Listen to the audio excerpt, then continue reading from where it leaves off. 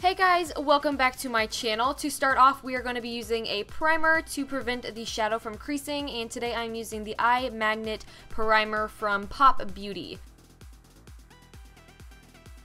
Then to start off the eyes, we're going to be using a transition color, which is Peach Smoothie, the famous Peach Smoothie. It's like the best transition color ever. I'm just using a very big fluffy brush and just kind of messily just placing this in the crease and just kind of doing circular and windshield wiper motions to buff that out. Then I'm going to go in with a slightly darker shade. This is Oatmeal Tan by Coastal Scents. It's one of their hot pots. And on a smaller, a little bit more precise blending brush, I'm basically going to do the exact same thing and put this in the crease. This is just going to darken it up, add a little bit more depth, and I'm going to blow this out again like I did that last shade, but making sure those two blend together.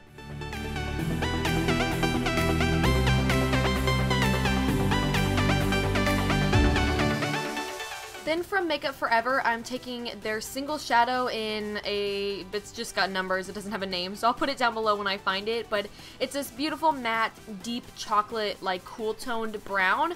And on a little tiny brush, I'm just going to be placing this pretty heavily in the outer V of my eye, and then also right there in the inner corner of the eye. And then with the same brush, I'm just going to be connecting those two and making a little bridge right in the crease of my eye, and then we're going to work on blending this out.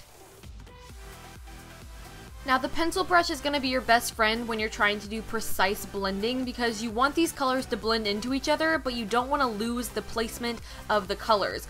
It is a bit repetitive, but I'm just taking the tiniest amount of that brown on the very tip of that pencil brush and just going back and forth in the crease until the oranges and the browns mix seamlessly. And then since with all the blending going on, I'm gonna lose a little bit of the intensity of that brown, so I'm just gonna go back over it and intensify it and make it as dark as I want it. So this is what you should be left with after all the blending is done. There should just be an awkward blank space on your lid, which we are going to fill in with a NYX Prismatic Shadow in the shade Jaded, which is a gorgeous emerald, like it's a metallic green, but it's like almost like a turquoisey emerald green. It's beautiful, and I love these prismatic shadows by NYX. They're really cheap and they have great color payoff. They're so pigmented. So I'm using a flat concealer brush to really pack that color on. That's going to give you the most pigment. And yeah, I'm just filling in that space, and then I'm going to take the brush that we used to put the brown on and just kind of blend out those edges a little bit so there's no awkward harsh lines just sitting there. Now this part is optional, but I wanted to add a little bit of black shadow. You can use any one that you have. I'm using the one from the Lorac Pro 2 palette. And on that same little brush, I'm just basically going over the original spots that we put the brown initially. I just wanted it to be a little bit darker. You definitely don't have to do this, but once you blend it out, you can only see like hints of black. It doesn't look like it's, you know, as intense as it just was. I don't want to cover up that brown. I just want to deepen like the closest parts to my lash line, if that makes sense. And then the brown is just still going to peek through, as you can see, and I think it looks really nice. Now I'm going in with this gorgeous pigment from Coastal Scents. It's called Promised Land. Look at that. Look at that. Do you just die? Oh my god, I die. It's so pretty. Yeah, this is called Promised Land. It's a loose pigment from Coastal Scents, and on the same flat shader brush or concealer brush, I'm just packing that right on top of the NYX Prismatic Shadow just for an extra pop of, you know, that green. I think it looks really, really pretty with this extra step.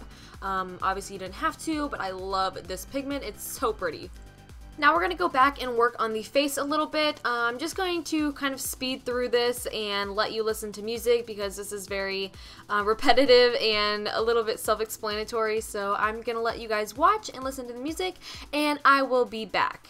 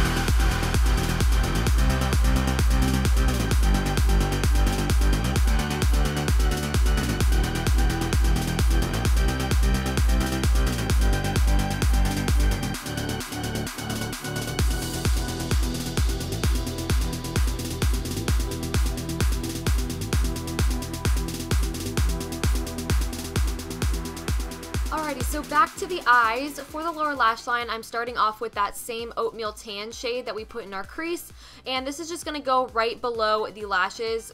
Pretty blown out. I'm not trying to make this really neat. I just want to stick this in the crease, so when I put this, the same dark brown that we put in our on our outer corner and inner corner, I'm going to put that on an angled brush, and then just put that really, really close to the lash line, and then blend the two together. It's basically just like a layering process of adding the orange, putting the brown, and then blending the two together. And keep in mind, I'm only going halfway with these shadows. I'm not taking them all the way to the inner corner. I'm leaving that bare for something else in a second.